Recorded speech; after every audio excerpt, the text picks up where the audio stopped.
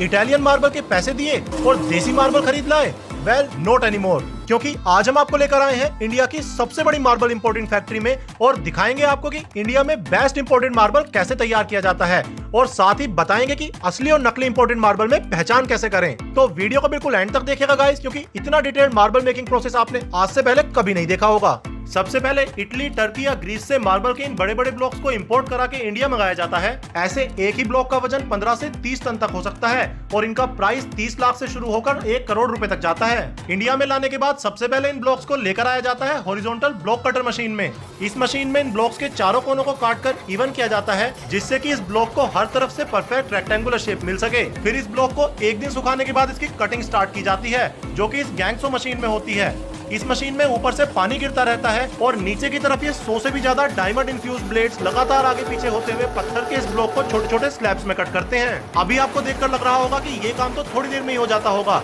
लेकिन मार्बल के एक पूरे ब्लॉक को कम्प्लीटली कट होने में इस मशीन में लगभग 2 से 3 दिन लग जाते हैं। ब्लॉक से स्लैब्स कट होने के बाद उन्हें मैनुअली भी एक दूसरे से अलग किया जाता है और उसके बाद इन्हें बांधकर धूप में रख दिया जाता है सुखाने के लिए। पत्थर के बड़े ब्लॉक से स्लैब्स काट दी, इसका मतलब ये नहीं कि ये तैयार हो गई। अब इन्हें यहाँ से लोड करके फैक्ट्री में लेकर आया जाता है फर्दर प्रोसेसिंग के लिए, जहाँ पर सबसे पहले ये जो वैक्यूम मशीन आप देख रहे हैं, इसकी सहायता से जो स्लैब्स कट कराए हैं उन्हें एक एक करके उठाया जाता है और लाकर रख दिया जाता है मार्बल ड्राइंग ओवन की ट्रे पर, जहाँ से ये हीट अप होने के लिए जाता है ओवन के अंदर कि कटिंग के दौरान इसमें जो मॉइस्चर आ गया हो वो सूख जाए और इसमें कोई माइक्रोपोर या क्रैक हो तो वो भी दिख जाए। उसके बाद जब ये ओवन से बाहर आता है तो इसमें जो भी क्रैक या पोर्स नजर आते हैं उनके ऊपर इपॉक्सी लगाई जाती है और इसे फिर से भेज दिया जाता है ओवन में गर्म होने के लिए। अब जब ये स्लैब ओवन से बाहर निकलती है तो इसके सारे क्रैक, सारे माइक्रोपोर्स इपॉक्सी से फिल हो चुके होते हैं। यहाँ पर ग्राइंडर से जो एक्स्ट्रा इपॉक्सी ऊपर है उसे हटाया जाता है ग्राइंड कर करके और फिर ये सूखी हुई इपॉक्सी का चूरा इसके ऊपर से साफ करके इसे आगे भेज दिया जाता है इसकी बैक साइड पर फाइबर शीट्स लगाने के लिए। ये फाइबर ग्लास मैश इस पर इसलिए लगाया जाता है जिससे कि स्लैब की मजबूती और ज्यादा बढ़ जाए, कि जस्ट इन केस फ्यूचर में इस मार्बल में कोई क्रैक आता है तो वो अपनी ही जगह कंटेन रहे, ये नहीं कि पूरी स्लैब में फैल जाए। पीछे की तरफ ये शीट लगाने के बाद इसके ऊपर की तरफ लगाया जाता है सरफेस रेजिन,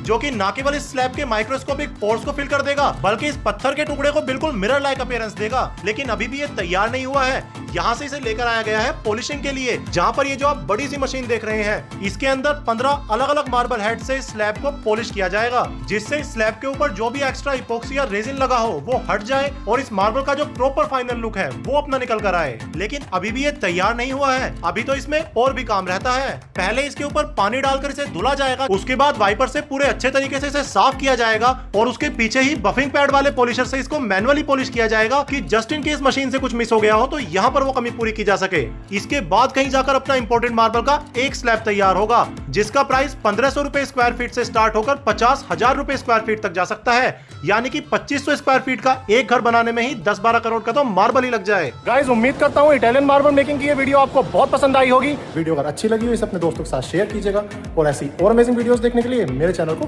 फॉलो जरूर कीजिए।